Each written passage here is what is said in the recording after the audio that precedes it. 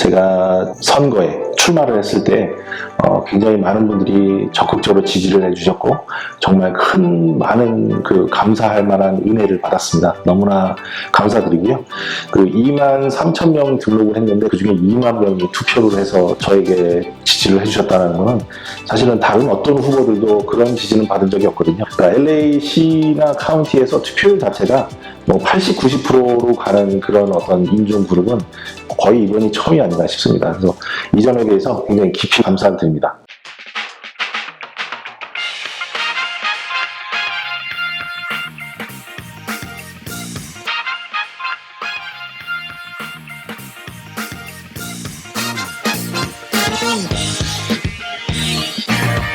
안녕하십니까. LA에서 활동하고 있는 정찬용 변호사입니다. 많으신 분들이 아마 기억하시겠지만 저는 2020년 선거에 로컬 일렉션에 출마를 했었습니다. LA 카운티 슈퍼바이저 제2지구에 출마를 했었는데요. 그때 후보가 7명이 있었습니다. 3월 3일날 프라이머리를 했죠. 그리고 이제 11월 3일날 결선을 해야 되는데 3월 3일날 프라이머리 때 헐브 레슨 후보가 9만 표를 받아서 1등으로 이제 결선에 진출을 했고요. 두 번째로는 헐리 미첼 후보. 이게 이제 87,900. 사실상 88,000표라고 보면 되겠죠. 그래서 이 둘의 표의 차이가 2,000표 정도밖에 나지 않습니다. 30만 명이 이 지구에서 투표를 하셨거든요. 이 중에 거의 10만인데 둘의 표 차이는 사실상 2,000표밖에 나지 않아서 넥투넥으로 굉장히 아슬아슬한 경합을 벌이고 있죠. 헐브 레슨 후보는 잘 아시다시피 이제 시의원을 12년 동안 하면서 LA시에서 시의장까지 하셨죠. 나중에 턴에서는. 그 반면에 이제 헐리 미첼 이 후보는 현재도 주상원에서 예산결산위원장을 하거든요. 거버너 개빈 뉴섬하고 굉장히 가깝게 일하고 이번에 코로나 때문에도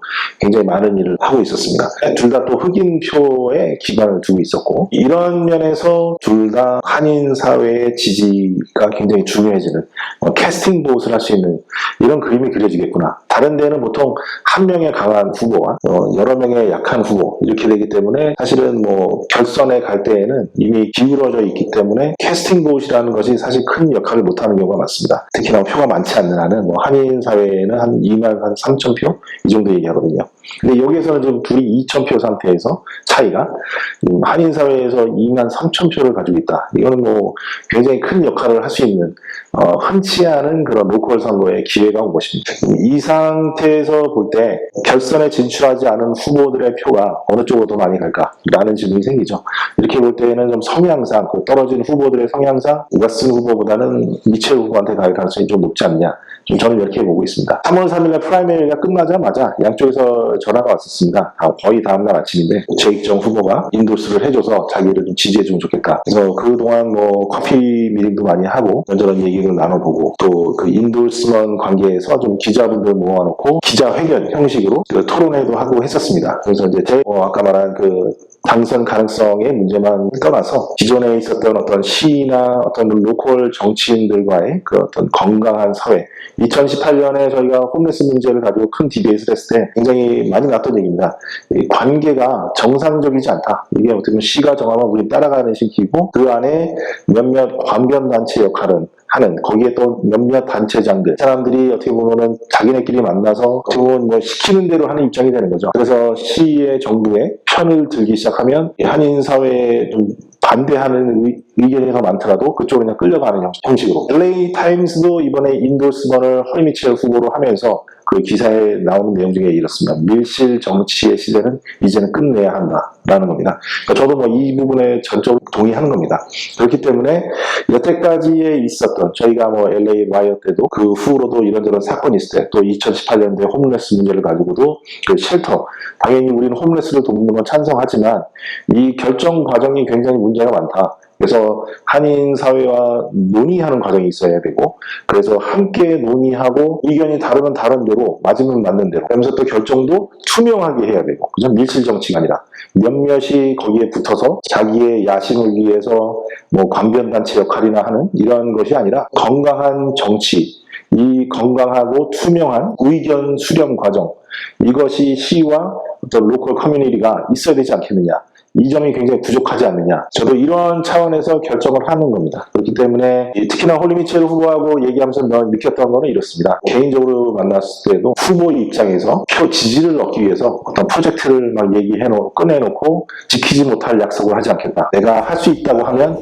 그거는 정말 할 수 있는 것이고, 하나 또 확실하게 약속할 수 있는 거는 이런 어젠다가 있으면 나는 와서 같이 앉아서 얘기를 나눌 것이고, 그때 진심으로 얘기할 것이고, 그리고 함께 정할 것이고, 그런 점이 투명성을 지향하는 그런 면에서는 좀 더 바람직한 후보가 아니겠느냐 이런 판단을 했었습니다. 그런 면에서 저는 홀리 미첼 후보를 지지한다라고 인도스먼 이제 발표를 하는 중이고요. 하나 마지막으로 또 덧붙인다면, 한인 사회 입장에서 좀 발언권, 어떤 뭐 정치력 강화 이런 차원을 보실 때에는 2021년도에는 선거구 제조정이 있고요. 22년에는 뭐 시정 선거, 뭐 시 검사장 선거 또는 시리 컨트롤러 선거, 굉장히 큰 일렉션들이 또 다시 있습니다. 프라이머리 때 제가 받은 표는 한 2만 표 됩니다. 보시면 2만 3천 명이 한인 유권자가 등록하셨는데 2만 표가 투표를 해주신 거예요. 인종을 떠나서 어디에도 이렇게 80, 90%에 가까운 투표율은 보여준 적이 없습니다. 이거는 제가 굉장히 개인적으로 감사하게 생각을 하고, 한인 표의 저력을 보여주는 거거든요. 제가 지금 받은 표를 분석해보면 이 2만 표 중에 굉장히 절대 다수는 LA시 안에서 나왔습니다. LA시 전체 선거할 때는 모두가 같이 하는 거거든요. 근데 내년도에 시장 선거를 하는데, 또는 뭐 시리 어토니 선거를 하는데, 그때에도 굉장히 근소한 차이에 넥투넥 경합을 벌이는 투표가 발생한다. 근데 우리가 이번에 11월 3일 날 결선에서 캐스팅 보트 파워를 보여준다라고 했을 때 유력한 정치인들이 한인 사회를 찾아와서 지지를 선언해달라 부탁해줄 가능성이 높습니다. 우리가 많은 후보들을 내서 한인 사회에서 한인분들이 정계에 진출하는 것도 정치력 강화의 한 방법이지만, 또 하나는 이 보우세의 힘, 그런 면에서는 투표도 많이 하셔야 되고, 어떨 때는 좀 필요에 따라서는 전략적 투표도 할 줄 알고, 이번 11월 3일 날 홀리 미첼 후보를 지지해서 이번에 근소한 차이에 있는 선거에서 우리가 한쪽으로 승리를 이끌어주는 그런 식으로 보링 파워를 보여준다면, 이것이 21년, 22년 가면서도 한인 사회의 발언권이 좀 더 강해질 것입니다. 그래서 다시 한번 말씀드리면, 이게 꼭 전략적 투표, 뭐 캐스팅 보트, 한인의 정치력 강화라는 차원만이 아니고, 우리가 굉장히 많이 사실은 답답해하고 힘들었던 거 있잖아요. 밀실 정치, 그 몇몇 관변단체 역할을 하는 단체들이 항상 시위에 빌붙어 있고, 거기에서 결정을 일방적으로 해버리면 그걸 갖고 으쌰으쌰 밀어붙여버리면 대다수 커뮤니티의 멤버들은 무시당하고, 이런 반복되는 구태, 이거를 좀 해소할 만한 후보를 지지하자라는 게 또 하나의 제 생각입니다. 그게 LA 카운티 전체 로컬 정치의 어떤 번강화, 그렇게 해서 카운티 정부와 또는 시 정부와 이 커뮤니티, 이 관계가 정상화되는, 그래서 몇몇 관계한 단체와 으쌰으쌰하면서 하는 밀실 정치를 끝내고 좀 더 투명한 의사결정 과정, 함께 진정으로 동등하게 앉아서 마주 앉아서 얘기하는 그런 과정, 이것을 좀 더 강화해 가야 되지 않겠느냐. 그러기에 적합한 후보는 저는 홀리 미첼이라고 생각합니다.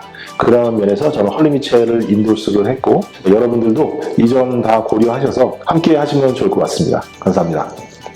다시 한번 저한테 보내주셨던 지지에 깊이 감사드립니다.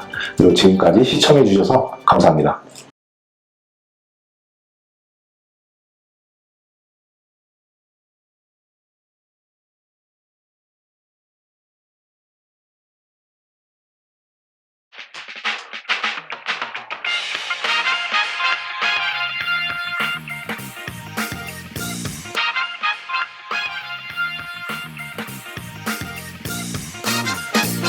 Boom.